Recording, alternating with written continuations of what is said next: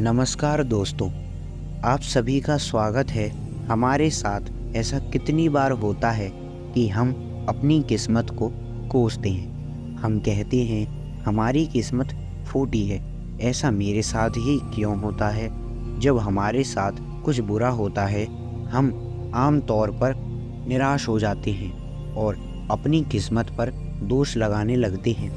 हम यह सोचते हैं कि हमारे भाग्य में उठापटक लिखी है और सब गलतियां हमारी ही जीवन में क्यों होती हैं।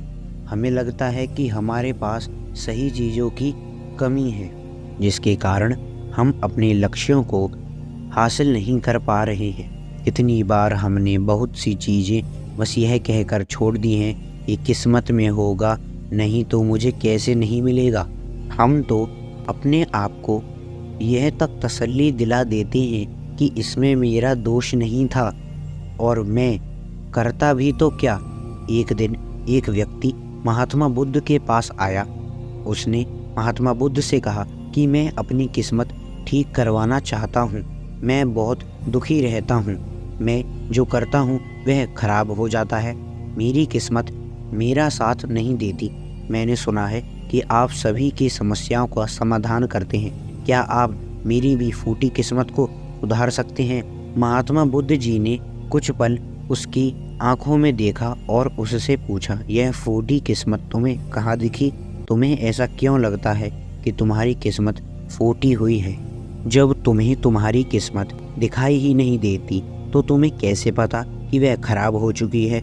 उस व्यक्ति ने सोचकर उत्तर दिया, नहीं, मैंने कभी ऐसा नहीं देखा कि मेरी किस्मत सचमुच खराब हो चुकी है। व्यक्ति ने कहा, मेरी किस्मत खराब है तभी तो मेरे साथ सब कुछ गड़बड़ हो जाता है। मेरे बने बनाए कामों पर पानी फिर जाता है। अगर मेरी किस्मत अच्छी होती तो सब कुछ ठीक होता ना।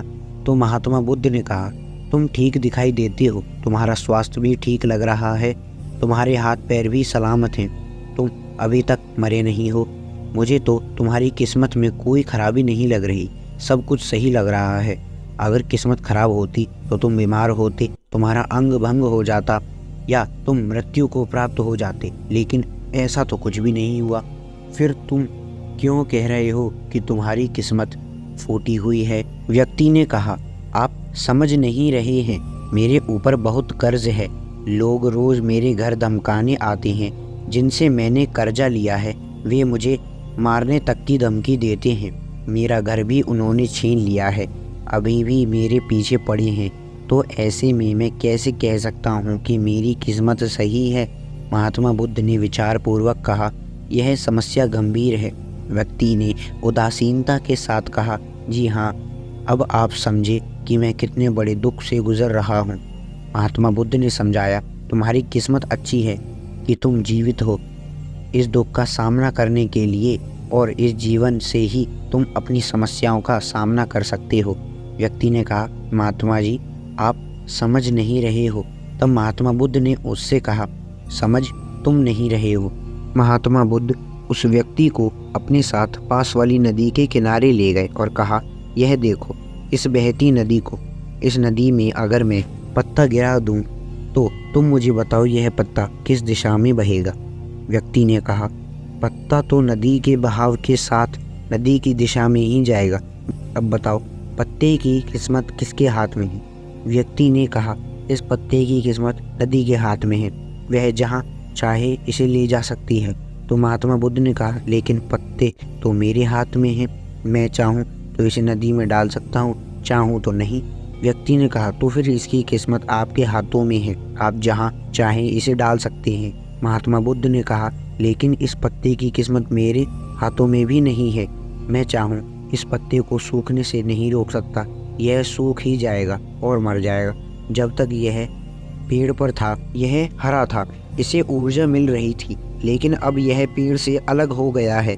अब बताओ इस पत्ते की किस्मत अच्छी है या बुरी? व्यक्ति ने कहा, अब तो इसकी किस्मत बुरी है, क्योंकि अभी अपने पेड़ से अलग हो गया है और ज़्यादा दिन जीवित भी नहीं रह पाएगा, धीरे धीरे सूख जाएगा।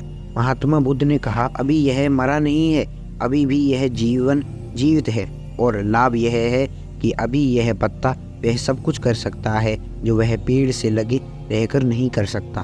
बुद्ध ने वह पत्ता हवा में छोड़ दिया। वह उड़कर दूर जा गया। तब बुद्ध ने कहा, देखो, पेड़ पर रहकर भी कभी इतनी दूर नहीं जा सकता था। आज इसने स्वतंत्र होकर उड़ने का आनंद लिया है। फिर वह पत्ता उड़कर नदी में जा गिरा। बुद्ध ने कहा, देखा, अब वह पत्ता नदी में तैरने का भी आनंद लेगा। और अगर तुम ध्यान से देखो तो यह पत्ता कितने ही छोटे छोटे जीवनों को अपने ऊपर बिठाकर नदी के एक किनारे से दूसरे किनारे पहुंचा रहा है। इसकी भी किस्मत अच्छी है, क्योंकि वह अपने नए अवसरों को ढूंढने में लगा हुआ है। तुम्हारी समस्याएं तुम्हें उड़ने का अवसर दे सकती हैं, यदि तुम उन्हें सकारात्मक नज़रिए से देखो। उस आदमी ने वहीं खड़ी डीड़े होकर महात्मा बुद्ध की बातों पर विचार किया। धीरे धीरे उसने पूरी कहानी के पीछे छिपे गहरे अर्थ को समझना शुरू किया। वह महात्मा बुद्ध की ओर देखते हुए बोला, आप सही कह रहे हो महात्मा जी। मैंने अपने भाग्य पर ध्यान देने दिया, अपनी दृष्टिकोण को सीमित कर दिया था। मैं इतना प्रयास कर रहा था कि समस्याएं और मुश्किलों पर ही ध्यान लगाता रहता था, जिसके कारण मैं उनमें मौजूद अवसरों को देखने में असमर्थ था। मुझे अब समझ आ गया कि मेरी फूटी किस्मत बस एक डर और निराशा से उत्पन्न एक धारणा थी। यह कहानी हमें सिखाती है, हमारी समस्याओं का हल भी हमें ही निकालना होता है। चुनौतियों को एक अवसर के रूप में देखकर हम आगे बढ़ सकते हैं और अपनी किस्मत को सुधार सकते हैं। तो दोस्तों, अगर आपको यह कहानी और इस वीडियो से कुछ सीखने को मिला हो तो इस वीडियो को लाइक और चैनल को सब्सक्राइब करना ना भूलें। धन्यवाद।